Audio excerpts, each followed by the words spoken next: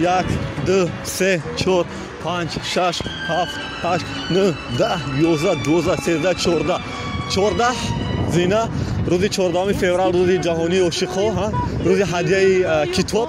خب ما در مورد یکمش حرف میزنیم و در یک از نقطه‌های قرار داریم که پول یا کوپروکی هست که بالای دریای دوشنبه میگذره و در نزد بینای شرقی آزاد و یک از نقطه‌هایی که عاشق‌های عصر معاصر حرف و پیام و درود و نامه‌های عاشقشون اینجا زیادتر می‌نویسن.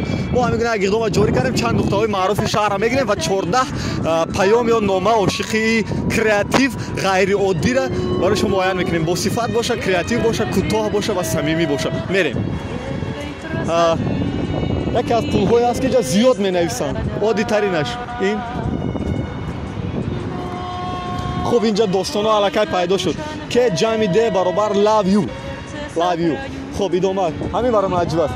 تیگر برت 97 کیمکی یکی از اونایی که من تاپش میدونم حالی حاضر برای که خیلی غیر عادی نیست. تیگر برت 97 جمع کیمکی.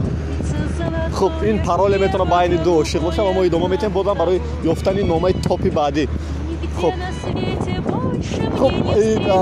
تیگرچه 97 تیگریچه 99 فکر میکنم که اینا یک گروه مخصوص هستن و این هم برای من یکی از تاپ های دیگه است که بعد آخر اگر ما از این بهترش نیافتیم همینا رو تاپ میدونیم. تاپ دومی که من میدونم تیگرچه 97 جمع تیگرچه 99 با امضای مستعار به یکدیگر عاشقای عصر 21 گپ میزنن.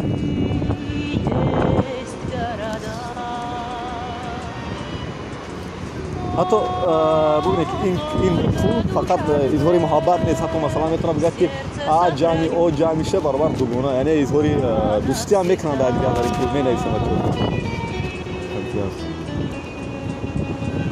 زی جمعی برابر لاب بعد هستای کذیف که 23 عرص که من نمیفهمم چیه این شاید شما بدونید که چی را در نظر دارن. این من فکر میکنم که از تاپ ها بدونم 16 می سال 2019 دیم که اقدامی رسالیس یعنی جدا شدن ببینید حتی نوع جداییشون هم مینویسن اینجا. این یکی از تاپ هایی است که من میدونم سیوم تاپ. خب ادامه ما در همون که نزدیک شرق آزاد است واسه لایحه عاشق عصر معاصر و من یک نامه خیلی عجیب یافتم. البته ما تبلیغ نمیکنیم ولی واقعا نامه عجیبه. دیوانه باشه خود پرتو اینجا میگونه هم نوشتن. یک زمان مود شده بود از بالای کوپروک با پایین پرتافتن‌های خود ما، ولی خوشبختانه خیلی کم شده است. ما تبلیغ نمیکنیم ولی یکی از تاپ ها من این نمیدونم خیلی غیر عادی نوشته شده. البته آدمی که چه پرتافتنی با اگر پرتو بگوید نمیپرتوه باور که به هم خاطر نوشته شده است که دیوانه باشه خود پرتو. یعنی ببینید بچه‌ها حتی بعضن حرفایی هست که ما همش نمیخوایم با تاپ وارد کنیم ولی معمولی است. حتی عشق با جان آدم تا یه حد میداره که مینویسه که سوکا یا ننویش تو بیا. این اصلا این هم نوشته است که آدم بیچاره در جانش رسیدگی است.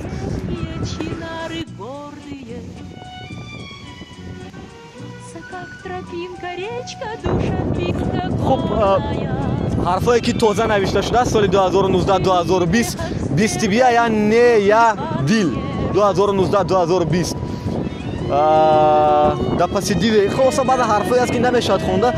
آیا اتیبیا نزابیلو забрата умру за парень убью. فهمیده؟ بچه عزیز دخترها هستن که برای ما میکشن کسی را. می‌آفرین. یا نبرادیاگا یا نخولیگان یا просто обычный пацан. خوشبختانه بچه ما با زبان روسی، انگلیسی، تاجیکی خیلی خوب اظهار محبت میکنن. فکر و نظرشون هم مینویسن در این کوپروک.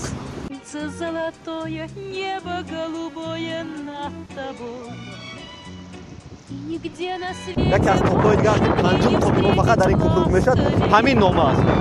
ماما люблю тебя. یعنی ببین روزی عاشقا فقط روزی مهر و محبت به همسر و دوست دختر و دوست پسر نیست. من فکر میکنم که بیاید ما این را فراختر بگیریم.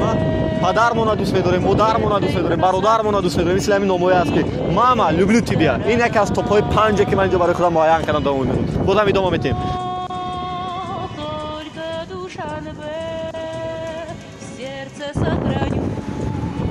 خب باقی مانده یعنی بازم اظهارهای محبت‌های ساده عادی است، اظهار دوستی است، اظهار برادری است باقی مانده‌اش. شکل معمولی. ولی از تاپ 5 که من یافتم در اینجا ما باید 14 تا تاپ معین کنیم. то рӯзи 14 аз дигар девору кӯчаҳои шаҳр ва ҳоли мо 5 таша муайян кардем ва барои дар поин будам мекунем.